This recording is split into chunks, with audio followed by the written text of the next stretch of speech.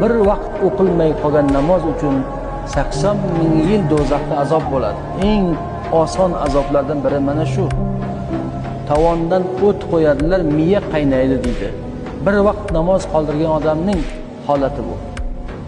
Bir umr namoz o'qimaganlar nima bo'ladi? Namozni yengil sanab, goho o'qib, goho o'qimay yurganlarning holi nima bo'ladi? Siz mana namoz o'qiyapsiz, quyosh chiqyapti, rizqimiz taqsimlanyapti, ammo uxlayotganlarning holi nima bo'ladi? Farishtalar rizq taqsimlayotganda uxlayotibdi odamlar. Ularning ahvoli nima bo'ladi? Bir vaqt o'qilmay qolgan